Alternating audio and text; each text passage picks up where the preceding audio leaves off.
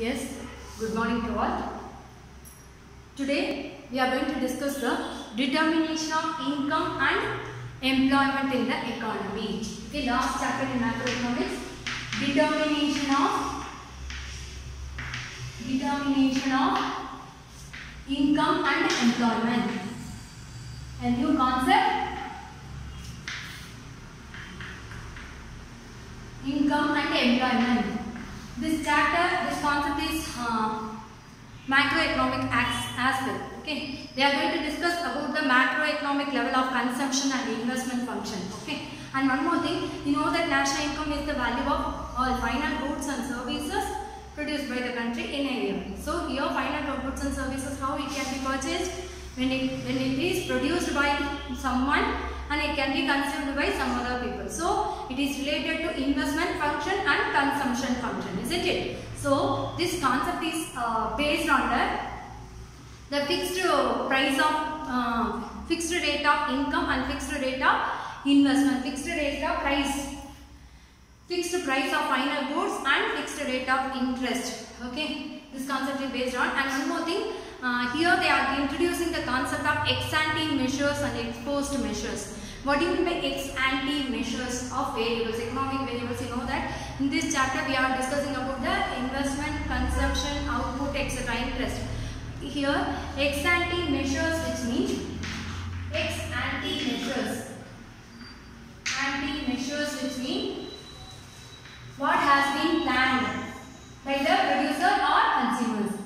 What has been planned. Okay, Nama. And ex-post measures, which mean what actually had been happened. What had happened. Actually, what had happened. This is planning about the consumption and investment by the producer and the consumer. Here, what they did actually. So here we are going to discuss about the consumption and the investment. Now I am going to tell you about the consumption function. Okay, consumption function. Here consumption function shows the relationship between consumption and income. Obviously the consumer depends on, you know, that demand for a commodity, the determinants of demand for a commodities are price, income of the consumer, taste and preferences, etc. etc. They are studied in the microeconomics. But here they are relating with the income of the consumer. Obviously my consumption is based on my income as per my middle income group or rich income or poor income. Based on my income only I can consume the commodity. So consumption function shows the relationship between consumption and income. Relationship between consumption and income. Okay, here there are two kind of consumption are there. We can explain the consumption function with the help of equation or formula. The consumption function equation is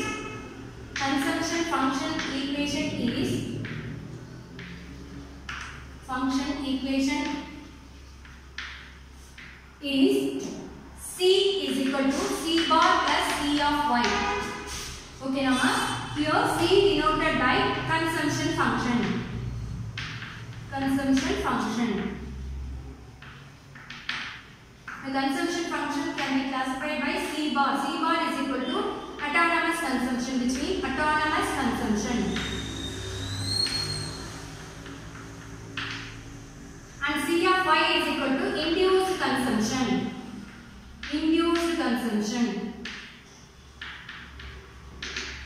See here, we are going to discuss about the consumption function. As I said, consumption function shows the relationship between income and consumption. Okay, as usual, there is a positive relationship between consumption and income of the consumer. Okay, here the consumption function equation is given as C equal to C bar plus C of Y. C bar denoted by autonomous consumption and C of Y denoted by induced consumption. Now, I'll tell you what is autonomous consumption. Autonomous consumption shows the consumption which is independent on income of the consumer. Independent, which means even if the income of the consumer is zero, For example, now the last 4 months in the lockdown period, the people would have lost the job or less salary or no salary, that they were faced so many problems. Though they had some consumption which means essential food, isn't it? We can't say they did not consume the food, they did not utilize the electricity, they did not stay in a house. No, not at all. The essential consumption was keep on going because it is essential. Maybe they would have taken the money from the past year savings, or they would have borrowed from the relatives or friends, etc. That is known as autonomous consumption. Autonomous consumption which means consumption which is independent on income. Even if the income of the consumer is zero, there will be consumption taking place. Okay, now next one is induced consumption. Here entirely the consumption is entirely dependent on income. When income of the consumer increases, this consumption also increases. Income is low and consumption also low. But there is a limit mark here as per the consumption function. If the income of the consumer increases, the consumption will not exceed the income increases, the rate of increment. For example, if I get an increment 20,000, 30,000 from my original salary, I don't increase my consumption. Yes, of course, I may increase my consumption, but I don't increase more than my increment, isn't it? 50,000, more than 50,000, I don't spend for my consumption. Maybe I may keep remaining amount for my savings. So, here they use the term MPC, marginal propensity to consume. What do you mean by marginal propensity to consume? Now, I will tell you. Marginal propensity to consume. Marginal propensity to consume, MPC. Okay. Here the rate at which consumption changes as income changes. This is the meaning of marginal propensity to consume. The rate at which consumption changes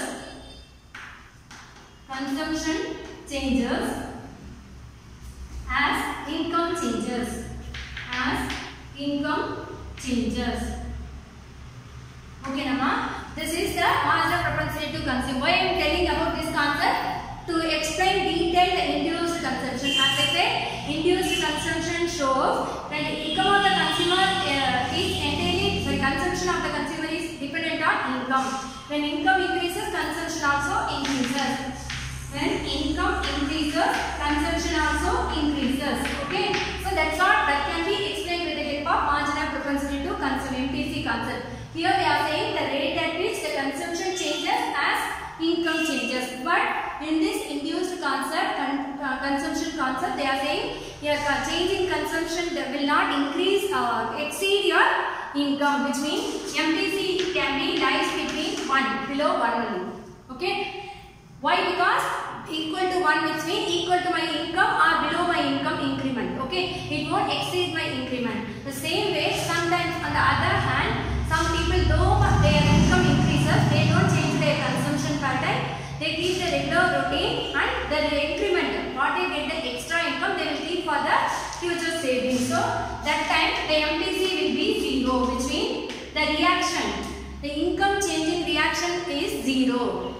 Though I get the increment, I did not spend for my consumption. I am keeping my regular routine. What I am consuming essential, the same thing I am consuming. I did not increase my consumption, which means I am not spending lavishly, extra or unnecessarily, and I don't spend for the luxurious item. I keep the money for future savings. That time the marginal propensity to consume will be 0. With 0 which means no reaction. The rate at which consumption changes as income changes is MPC. Here, though MPC, the income changes, the consumption is not changing because the consumer don't want to spend extra unnecessarily. So always marginal propensity to consume lies between 0 to 1. The range of MPC is 0 to 1. Okay, the value is between 0 to 1. It can be 0 to 1, which means 0.5, 0.10, 0.90, that only it can be there. I repeat again. Autonomous consumption, which means the consumption which is independent on income.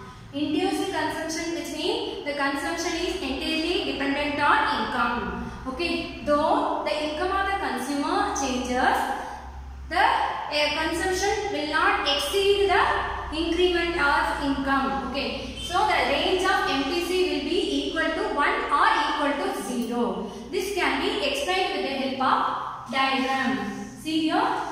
consumption function can be explained with the help of graph. Okay. So here income, O x-axis denoted income and O y-axis denoted consumption. Here horizontal line,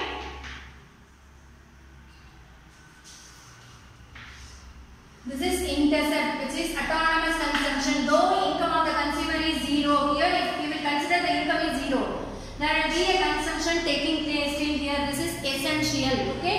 So the C bar is intercept and this is alpha. This is consumption function line, which is slope. The C equal to C bar plus C of y. The slope shows the consumption function of a consumer. If the income of the consumer increases, the consumption also increases, induced consumption. So overall consumption function can be explained with the help of this graph. Okay, Nama? So O x-axis denoted income and O y-axis denoted consumption. C bar denoted intercept of a consumption function. Intercept which is fixed, which cannot be changed though the income changes, because it is independent on income. Whether I get a high level of income or low level of income or no income, I will be consuming my essential. So that is C bar. Okay. Still more points are there regarding the induced consumption. MPC we have discussed now. Marginal propensity to consume. The same way we have average propensity to consume. Average propensity to consume, which means the consumption per unit of income. Okay, ma? Consumption per unit of income is known as average propensity to consume. Consumption per unit of income. So which can be expressed with the help of this equation. APC equal to C by Y. Average propensity to consume, which means consumption per unit of income. Next, marginal propensity to consume. You know that the rate at which consumption changes as income changes. Now we are going to discuss about the savings concept when we are discussing about the propensity to consume, because I told you, suppose on the other hand some people they don't spend the entire increment on consumption, they keep some part as savings. So now we are going to discuss the concept of savings. What do you mean by savings, ma? Savings, you know that everyone are saving. Since childhood you would have saved your money to your parents or anybody would have given the coins or rupees you will be keeping in a box. Okay. So savings is a part of income which is not spent on consumption. It is known as savings. Why did I tell now? Here I said now the MPC which lies in between 0 to 1. 0 which means even if my income is increasing, I will not change my consumption pattern, because I will keep some amount for my future. So that if I keep that amount, that is known as savings. Okay. So savings is the part of income. Savings is the part of income which is not spent on consumption. Which is not spent on consumption. Which is not spent on consumption. So which can be expressed with the help of this equation. Savings is equal to Y minus E. Y denoted by income and C denoted by consumption. Okay, ma? Suppose savings is equal to, for example, my income is 50,000. My consumption expenditure is 20,000. And remaining, how much will come? 30,000 is my savings. Can you understand now? This is my income, this is my consumption from my income. So this is my savings. So savings is a part of income which is not spent on consumption. So savings equal to Y minus C. Y denoted by income, C denoted by consumption. Here savings also have a same thing. When the income of the consumer changes, the savings pattern also may change. Okay, Nama? That's what we can be explained with the help of MPS, marginal propensity to save. Marginal propensity to save. S-A-V-E. So MPS, in short form we will write MPS. The rate at which income changes, the rate at which saving changes as income changes is known as, the same answer you will write, instead of writing the consumption you will mention savings. The rate at which which savings changes as income changes.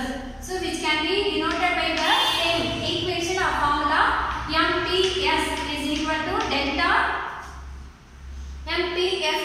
delta S by delta Y. The same way MPC can be written by formula MPC, mass and propensity to consume, is equal to delta C by delta Y, which means change in consumption, the rate at which consumption changes as income changes. Same way here, the rate at which saving changes as income changes. And at last we are going to discuss the average propensity to save, APC, average propensity to save. Average propensity to save. So average propensity to save means savings per unit of income. Okay, savings per unit of income. Savings per unit of income. So how can we written the formula? APC is equal to APS, average propensity to save. So APS is equal to S by Y, which means S denoted by savings and Y denoted income. So this is the concept of consumption function. Again I repeat, consumption function shows the relationship between consumption and income. The consumption is determinant based on the autonomous consumption as well as induced consumption, isn't it? Here autonomous consumption shows the consumption is independent on income. Induced consumption explains the consumption is entirely dependent on income. Thank you children, keep learning.